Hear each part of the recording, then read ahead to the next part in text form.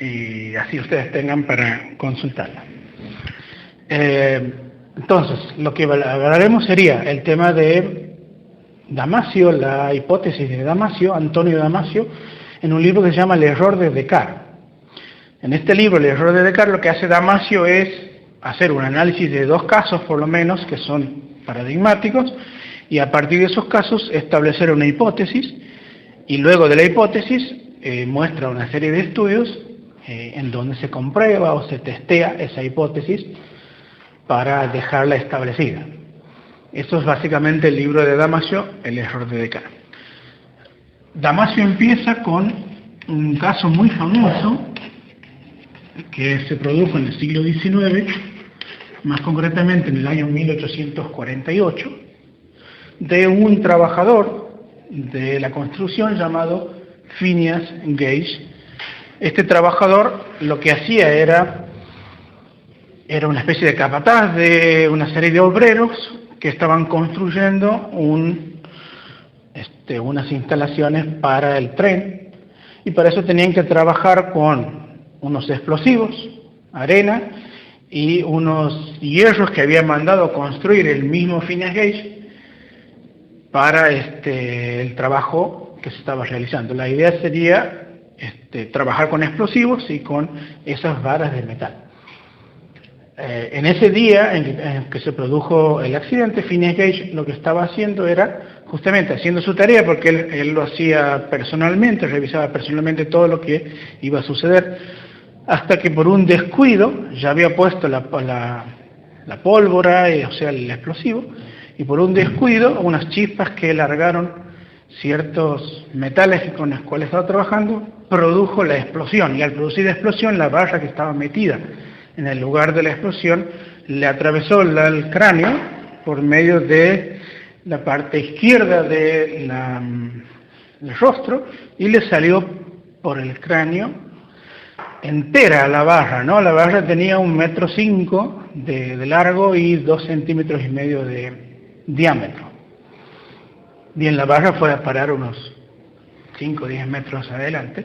Phineas Gage cayó, increíblemente estaba lúcido, o sea, no perdió la conciencia. Incluso lo llevaron dos trabajadores, lo pusieron todavía consciente en unos camiones y condujeron 1 kilómetro hasta el lugar en donde lo iban a ser atendidos. En todo el trayecto estuvo siempre consciente y estuvo siempre hablando. Es más, cuando lo vio los médicos, un médico primero y luego otro, él mismo le relataba el accidente. Sorprendidos los médicos de cómo estaba pudiendo hablar y tener no tenía ninguna parálisis ni nada. Entonces, increíblemente en esa época no había antibióticos, sin embargo los médicos pudieron de algún modo parar la infección, aunque tuvieron fiebres durante muchos días, pero al final, increíblemente, se curó. En un mes estaba curado, había perdido un ojo y había perdido parte del cerebro. O sea, había perdido masa encefálica, le quedaba una serie de los huesos estaban rotos del cráneo y demás. Ustedes pueden ver la fotografía del cráneo de Phineas Gage en internet, está la fotografía y pueden ver la barra, porque incluso al final cuando murió Phineas Gage en el 61, uno de los médicos que seguía el caso consiguió de la hermana, creo, de Phineas Gage, que el cráneo y la barra. Entonces, este cráneo y la barra desde ahora están en el Museo de Estados Unidos y ahí lo pueden ver. Bien, ahora, ¿qué pasó con Phineas Gage? Ahí está el tema interesante, que es, Phineas Gage no había perdido ninguna cuestión que tenga que ver con lo motor, o sea, se movía igual que antes, caminaba igual que antes, hablaba igual que antes, toda la parte del raciocinio y del pensamiento lógico normal no había sido alterada. Sin embargo, el Phineas Gage que era antes del accidente no era el mismo Phineas Gage que era después del accidente. En términos de sus amigos, era Gage, no era Gage. O sea, empezaron a notar una serie de cambios que no tenían que ver con estas cuestiones físicas, sino con cuestiones sociales. En el sentido que, por ejemplo, Phineas Gage era un gran trabajador, hábil en lo que hacía, y sin embargo, después del accidente nunca pudo volver a realizar las mismas tareas, porque se perdía en elucubraciones y fue despedido unas dos semanas después, creo, de volver al trabajo. Blasfemaba todo el tiempo, se sentía agredido, tenía bastantes ataques de ira, coleccionaba cosas, por ejemplo, él antes no era coleccionista, sin embargo coleccionaba de objetos y de animales, vivía solo, no podía mantener ningún trabajo fijo, de todos los trabajos era echado porque no podía mantener su atención, o decían que pasaba mucho tiempo deliberando, pasaba mucho tiempo sin poder resolver un problema sencillo. O sea, toda la cuestión social, el trato con los demás se había alterado a tal punto que nadie lo reconocía como él mismo antes del accidente. Gage se fue de Estados Unidos, creo que anduvo por Sudamérica, en Chile y demás, y 3 años después murió solo en una cama de hotel, creo que de Estados Unidos, producto de una epilepsia que le había sido cada vez más frecuente. O sea, 3 años después, Gage muere. Ese caso ha sido tan famoso que lo mencionan muchos doctores, muchos médicos de la época, pero la cuestión era saber cuál era el cambio que había producido este traumatismo y la pérdida de masa encefálica en Gage. O sea, si Gage, ¿por qué actuaba distinto después de haber tenido el accidente? ¿Qué parte del cerebro había sido alterada como para que Gage no fuera Gage, para que fuera otra persona distinta, aunque todas las cuestiones motoras habían sido inalteradas, no tenía problemas en ese sentido. Ese es el primer capítulo del libro de Damasio, y él lo que plantea es que recogiendo información, porque lo que pasa es que otros estudiosos, viendo el cráneo y viendo cómo era la herida, habían podido más o menos armar una hipótesis sobre qué parte del cráneo, qué parte del cerebro había sido dañada y qué parte del cerebro había desaparecido de Gage, y armar una especie de mapa para entender qué partes tenían que ver con esta cuestión social.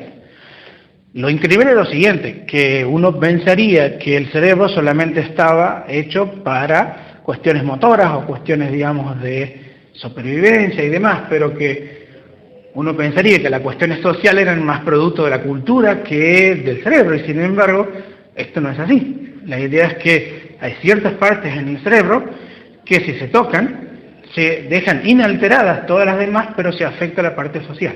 Cuando digo parte social significa que Gage era un incapaz de establecer relaciones normales, digamos, que nosotros lo hacemos diariamente. Entonces parece que una parte del cerebro se ocupa de esa zona de relaciones. Después vamos a ver cuál es la hipótesis de Damasio con respecto a esto. Sin embargo, hay otro caso muy famoso, por lo menos para los neurocientíficos, que Damasio le llama el caso de Elliot. Elliot es un nombre falso en realidad, el paciente no se llama así, pero para mantener la privacidad del paciente le pusieron Elliot. ¿Cuál es la relación entre Elliot y Phineas Gage? Que Elliot no había sido atravesado por ninguna barra de hierro, sin embargo, tenía un tumor en una zona del cerebro que era muy similar a la que Gage había perdido en el accidente. O sea, Elliot tenía un tumor que al ser maligno tuvieron que operarlo, y al operarlo no solamente sacaron el tumor, sino que también quitaron una parte del cerebro. Esa parte del cerebro que quitaron era la misma parte o similar a la que Gage había perdido en el accidente. Entonces, como este caso es de hace algunos años, no es de 1848, pudieron estudiarlo mucho más, porque los científicos le empezaron a hacer una serie de test para ver cómo reaccionaba luego de esa operación. Lo sorprendente es que le pasó exactamente lo mismo que Gage.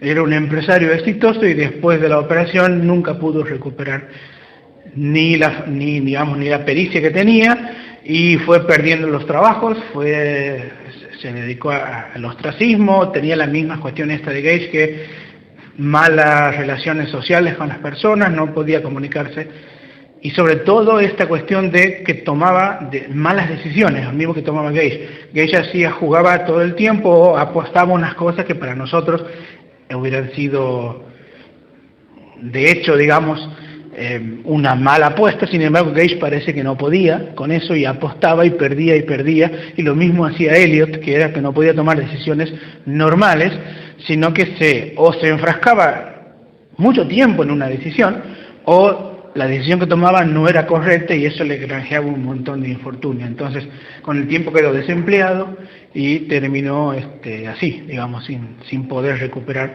lo que antes tenía del accidente. Pero los científicos le hicieron una serie de test. Los test que le hicieron a Eliot fueron resolver situaciones que tenían que ver con cuestiones lógicas y con cuestiones éticas. O sea, preguntarle cuál es la mejor acción ética, por ejemplo, en un caso, cuál era la acción más correcta, más lógica en otro caso, para ver cómo pensaba. Los test que le hicieron a Eliot eran todos test que pasaban de lo normal a lo por sobre de lo normal, o sea, los resolvían mejor todavía que muchas personas. O sea, o estaba en el promedio o estaba un poco superior al promedio. Eran cuestiones como que cuál es la mejor conducta ética ante, no sé, unos empleados y demás, y Eliot los resolvía perfectamente. Sin embargo, el mismo Eliot, cuando resolvía los test, decía que si él hubiera tenido que resolver esos test, en la realidad no hubiera podido hacerlo. Entonces lo que se da cuenta Damasio es que la capacidad lógica de razonamiento no estaba alterada, pero porque eran situaciones no normales, en el sentido que eran situaciones en el papel. Pero si esa situación lo hubiera pasado él mismo comenta que no lo hubiera podido resolver porque le faltaba algo, digamos, para resolverlo. En cambio, en una situación hipotética lo resolvía perfectamente. Es más, en una de las sesiones, después de haber terminado uno de los test, le preguntaron a Eliot si podía volver la semana que viene y que pusiera una fecha para el nuevo encuentro. Entonces Eliot lo que hizo fue lo siguiente: empezó a pensar qué día era el más adecuado y qué hora era el más adecuada para la cita. Entonces empezó a deliberar una y otra vez sobre horarios, conveniencias de él, conveniencias de los demás, y estuvo un buen tiempo decidiendo sobre qué día iba a ser el más correcto, el más adecuado, mientras que los otros se veían sorprendidos sobre que deliberara tanto sobre algo nimio que uno simplemente lo dice, bueno, el martes o el miércoles y ya está, no hay ningún problema. Sin embargo, él no podía decir qué día era el mejor de todos y qué horario era el mejor. Entonces tuvieron que ellos ayudarle a decir, bueno, el martes está bien o el jueves está bien y listo, se acabó el problema. ¿Para qué vamos a estar tanto tiempo debatiendo tanto sobre algo tan...? Pero bueno, esa era una muestra de lo que decía él, que ante cada situación estaba horas deliberando y que no podía llegar a una solución que sea lo más adecuada. Por eso decía, si me tocara esto en la vida real, yo no podría solucionarlo. Ahora, estos dos casos y otro caso más que menciona el libro, tenían la misma lesión. Nosotros hemos visto que el cerebro tiene una serie de lóbulos, y hemos visto que la parte esta, digamos que está en lo que se llama el lóbulo frontal, digamos que está aquí en la frente. Esto es una corteza, lo que se llama la neocorteza, porque es la parte más nueva, digamos, que tenemos. Gage había sufrido justamente una lesión en la parte frontal. Por aquí había atravesado la barra de hierro y había sacado una parte de la corteza prefrontal, sobre todo la izquierda y un poco de la derecha. Esta parte de aquí se llama ventromediana, ventro por vientre porque está como debajo, ventromediana, y lugar es la corteza prefrontal. Lo mismo había pasado con Eliot. El cáncer estaba ubicado en esta zona, entonces al sacar el tumor tuvieron que sacar también parte de esa corteza prefrontal, lo que se llama la parte ventromediana.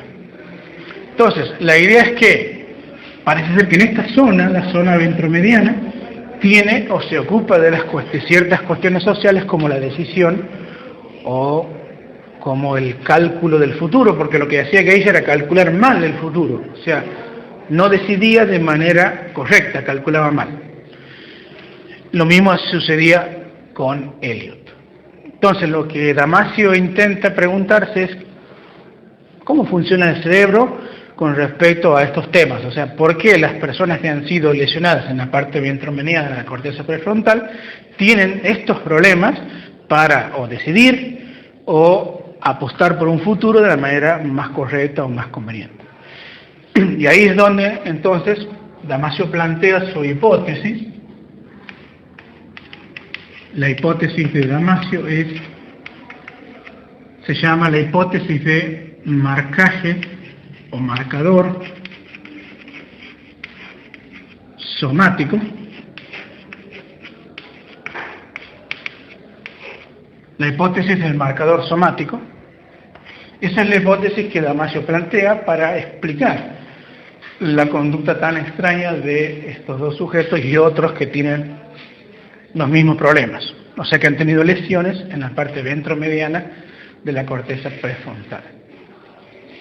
Antes de explicar la hipótesis, nosotros en la clase pasada hemos visto la diferencia entre emoción y sentimiento, y habíamos definido, según como define Damasio, a la emoción como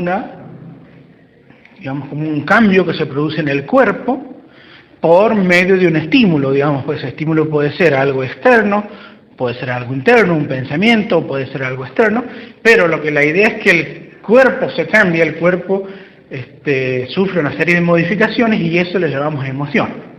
O sea, las emociones se sienten en el cuerpo. Y hay una serie de emociones que podemos sentir, asco, vergüenza, y otras más, miedo. Entonces, eso puede ser producido por algo externo o por algo interno. Y habíamos diferenciado eso del sentimiento, que el sentimiento era algo que perduraba en el tiempo porque justamente recogía la información del cuerpo.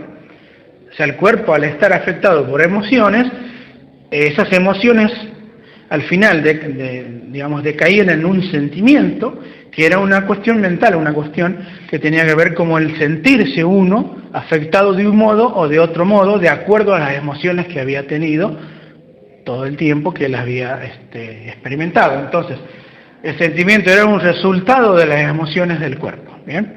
Pero un sentimiento tenía que ver más con lo mental que con lo corporal. Lo que tenía que ver con lo corporal eran las emociones. Bien, entonces cuando nosotros hablamos de marcador somático, aquí en somático está la emoción. O sea, el cuerpo, por eso soma es cuerpo, el cuerpo es el que recibe la emoción. Y como nosotros estamos recibiendo constantemente una especie de notificación de cómo estamos por medio de las emociones, es que con el tiempo se producen los sentimientos.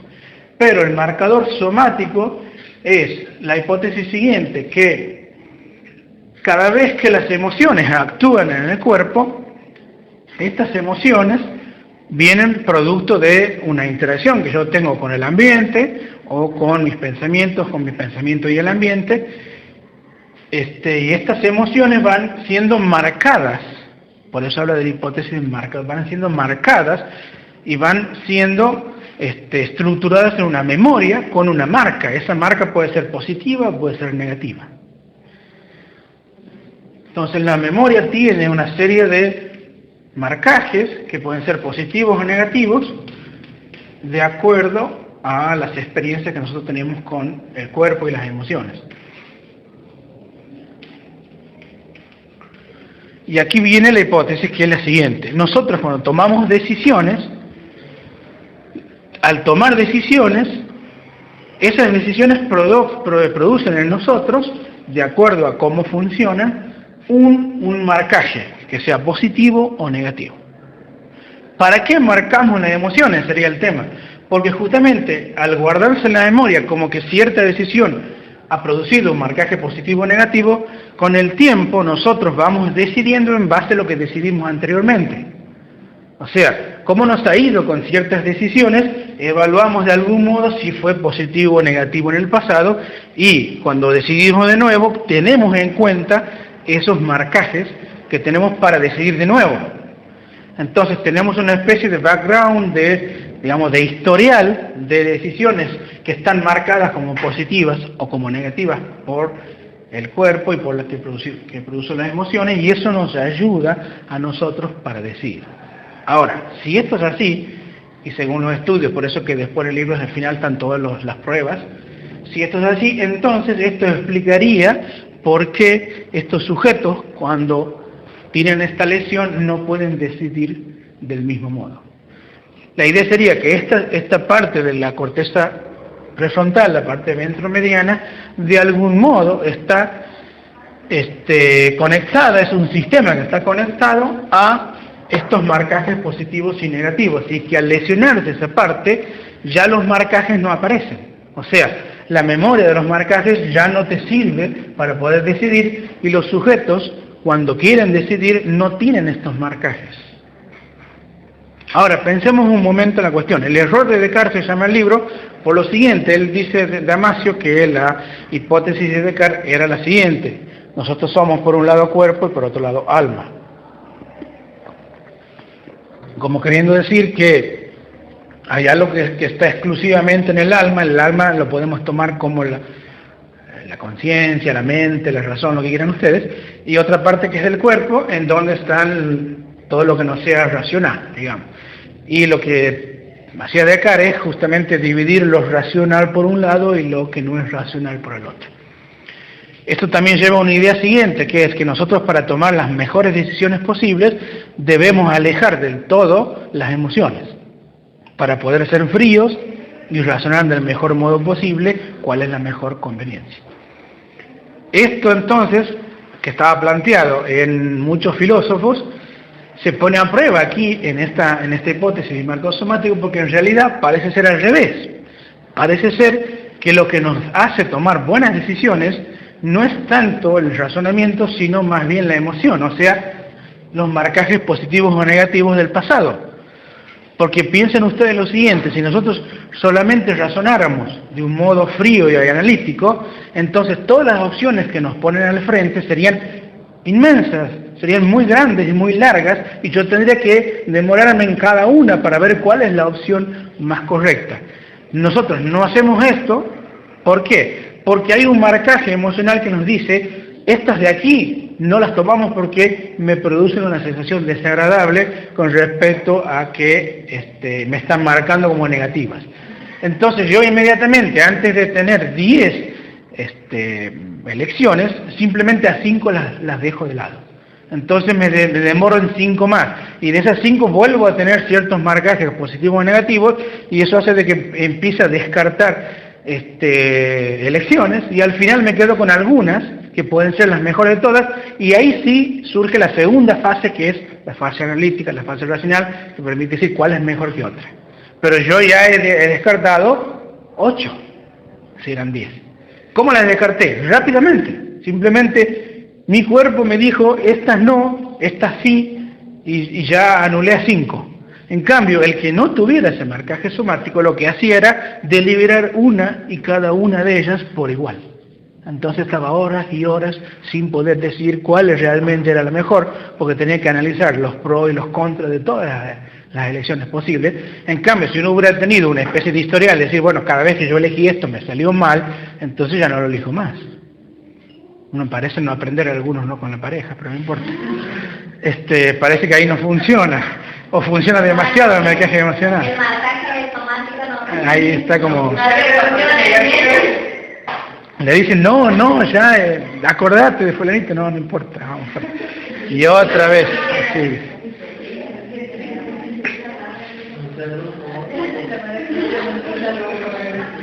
Entonces la idea es la siguiente: nosotros tenemos unos ciertos marcajes emocionales que nos dicen: esta elección no, esta elección puede ser, esta está buena, y ya inmediatamente descartamos un montón de decisiones posibles y nos hacen avanzar mucho en la toma de decisiones. Y las últimas, bueno, esas sí se aplican de un modo racional y analítico para ver, bueno, a ver, entre estas dos, ¿cuál es mejor? Incluso hay ciertos marcajes que tienen que ver con el futuro. Por eso que otra de las cuestiones que tenían Gage y Eliot era que apostaban mal. ¿Por qué? Porque apostar implica que uno supere los marcajes negativos por uno positivo el futuro. O sea, la idea es la siguiente. Si yo tengo que, yo decido estudiar filosofía, muy bien. Ahora, no lo pensé muy bien, porque cuando yo empiezo a pensar que tengo que estudiar esto, que tengo que leer esto, que tengo que leer lógica, que tengo que leer ciencia, que tengo que venir todos los días, esto me produce marcajes negativos, porque es como, pucha, tengo que sacrificarme mucho para hacer esto. Sin embargo, ¿por qué uno lo hace? Porque el marcaje positivo futuro es mejor que este. Porque todo lo que te daría supuestamente al futuro, estudiar filosofía, sería la apuesta que yo quiero conseguir, digamos, entonces me superaría los marcajes negativos, que yo pueda decir, bueno, es obvio que va a ser negativo levantarme temprano, estudiar o hacer estas cosas, pero el marcaje positivo me dice hay que seguir porque es mejor esta apuesta que la otra. En cambio, el que no tuviera eso, no obtendría una especie de incentivo para seguir, simplemente se limitaría a lo actual, a lo presente, y el futuro estaría como sin ningún signo, digamos, parecería que nada es bueno y nada es malo en sí, porque uno no tiene ese marcaje que dice, bueno, hay que seguir por este camino por más que me duela. Esto tiene sentido, porque si no uno no se operaría, no iría al médico, no haría un montón de cuestiones que tiene que pasar por dolor, por un sufrimiento, pero sabe que al final eso va a ser mejor. Uno se opera porque sabe que estar operado es mejor que no operarse, aunque la operación en sí misma te dé un marcaje negativo. Sin embargo, el positivo dice, bueno, pero después de la operación yo voy a poder hacer esto, voy a estar mejor. Entonces, si uno no tiene eso, no podría operarse. Fíjense cómo los perros tratan a los veterinarios.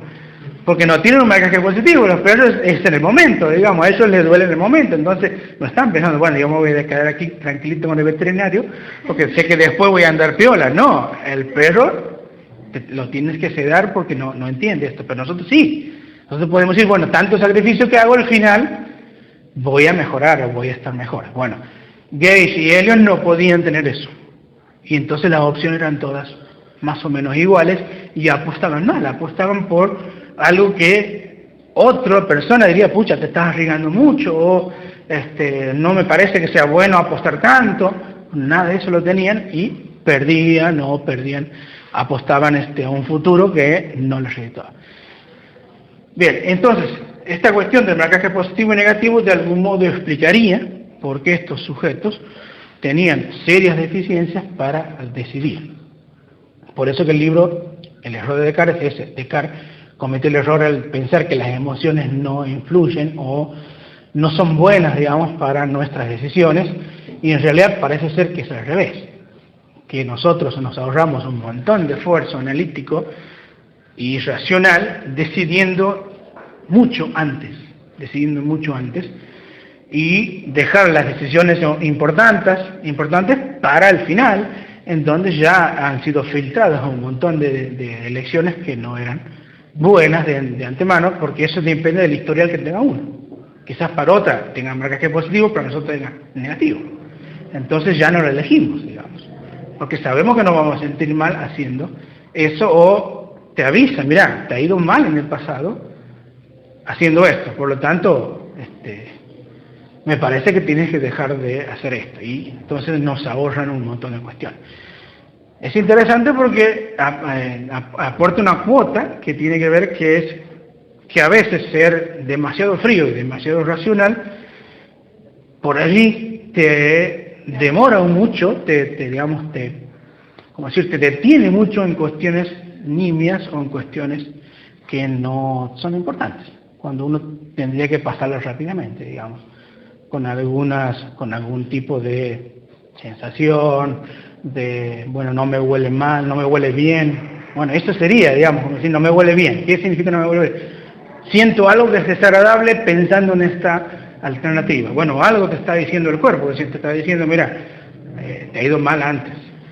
Ahora voy a tener una explicación para que mi papá me hable y yo no lo escucho. Así que es interesante porque cuando uno es demasiado reflexivo, la reflexión se aquieta. No siempre está mal. El problema sería cuándo es importante hacer esto y cuándo no. Digamos, si uno tiene que, tomar una decisión con respecto a una actitud médica sobre una persona, y ahí tienes que evaluar estadísticas y, digamos, y de efectos colaterales, y ver si qué qué opción de vida tiene después. Bueno, ahí sí uno puede demorarse mucho, digamos, para decir cuál es lo mejor. Pero, no sé, si uno tiene que decir entre sabores de helado, la verdad que no es muy importante, digamos, estar pensando tanto. Sin embargo, a veces sucede. Bueno, voy a ser autorreferente, pero a mí me cuesta mucho decidir sobre los helados. Es más, no, siempre elijo lo mismo. No, yo elijo lo mismo siempre porque me ha sucedido que cuando yo elegía otros de gusto, digo, ahora no voy a comer siempre, me voy a comer otro más. Cuando llegaba allá, por ejemplo, ya había armado una serie de razones por lo cual pedir, ponerle, qué sé yo, mantecol en lugar de tiramisú. Entonces, bueno, no, porque el mantecol, bueno, argumentativamente salía el mantecol. Bien, yo iba allá y digo, bueno, deme mantecol. No hay, me dice. Entonces, pucha, digo, yo ahora ya no puedo pedir nada porque tengo que empezar a deliberar de nuevo si es que... Y claro, y el otro me mira así con la cucharita diciendo, bueno, ¿cuál va a decidir? Dice, espérate, atiendo lo demás, que yo tengo que hacer unos cálculos para ver qué pedir. Entonces, para evitar eso, listo, son los mismos gustos siempre.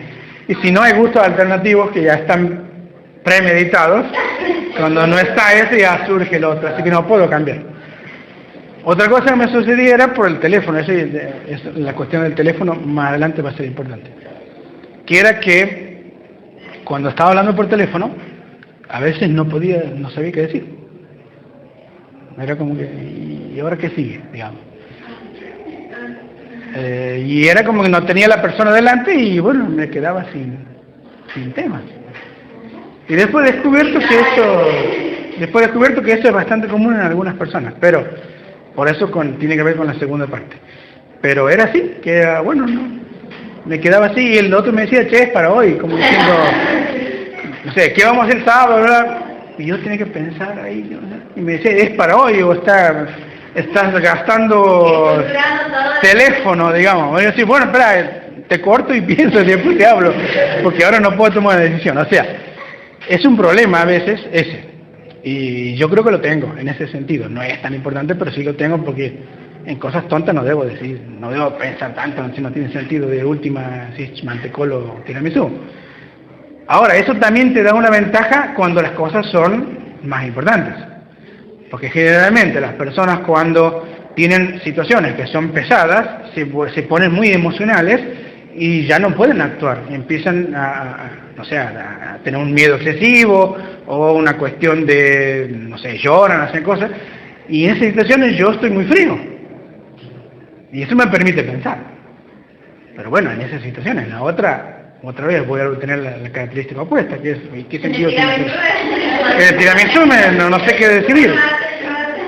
Entonces, hay unos pros y unos contras, digamos. Pero todo el mundo tiene esto que dice Damasio, bueno, pero algunas alternativas las descarta mucho antes por los marcajes emocionales. No lo de los chocolates y tiramisú, eso no. Porque sí esto es importante, digamos, que uno los descarta antes. Así que es interesante la idea de plantear la emoción como algo que te ayuda a decidir y que en realidad te ayuda mucho a decidir, porque las personas que no tenían esta parte, en realidad ni siquiera podían decidir, estaban todo el tiempo como en un bucle, digamos, como una cuestión que no salían hasta que no dijeran esta es la mejor opción, y eso los alejaba de lo que estaban haciendo. Si estaban trabajando, se quedaban ahí, digamos, sin trabajar, porque hasta que no terminara el debate interno, no eran productivos. Así que, ojo con esta parte, digamos, que me parece que es interesante. Ahora, la idea sería entonces que ya hemos visto cómo el cerebro tiene regiones, aunque vamos a llamarle sistemas, que están en ciertas regiones, como el área de Wernicke, el área de Broca, que tiene que ver con el sistema del lenguaje, o el sistema límbico, en donde hemos visto también. Pero parece haber también un sistema que tiene que ver con la parte más social nuestra. Y que si en esa parte estamos no solamente por traumatismo, no solamente por accidente, quizás nacer con un cerebro distinto ya implica también tener ciertos problemas que otros los resuelven rápidamente. Entonces, la idea de que el cerebro no solamente es una cuestión biológica que controla el corazón, el ritmo cardíaco y demás, sino que también, o el lenguaje, sino que también la parte social también está allí. Por eso digo que hacer filosofía sin saber esto es simplemente hablar gratis, en balde, porque en realidad a veces quizá ni se pueda cambiar del todo. Por eso yo les dije, estudiando un poco el cerebro uno empieza a entender a la gente, uno empieza a entender a las personas que no son todas decisiones de ellos, sino que ya están cableados distintos, están con un cerebro distinto. Y bueno, entonces uno ya no se enoja tanto, uno ya no cree que es culpa todo de la persona que no quiere decidir o pensar o demás, sino que, bueno, quizás le cueste muchísimo algo que a uno no le cuesta nada, y viceversa, porque son distintos, porque tienen cerebros distintos. Entonces, esto es lo que nos marca la ciencia, poder entender más cómo funciona el cerebro y poder entender cómo son las relaciones entre las personas y comprenderlos un poco más, esa es la idea. Y a partir de ahí filosofar. Pues si uno filosofa sin cerebro, empieza a hacer Freud, psicoanálisis. ¿Se entiende? O pedagogía, ¿por qué? Y porque está alejado de lo que realmente funciona. Entonces, las teorías son muy bonitas, pero ¿serán que se pueden aplicar? Entonces, ojo con esto, porque nos marca la idea de que estudiando más el cerebro y el sistema nervioso podemos entender un montón de cuestiones antes de empezar a pensar siquiera qué es la mente, qué es el cerebro o cómo son las relaciones entre ellos. ¿Esto aplicaría también para, van a ser los chicos que son autistas que tienen problemas para relacionarse o los esquizofrénicos? Bueno, eso tiene que ver con la segunda parte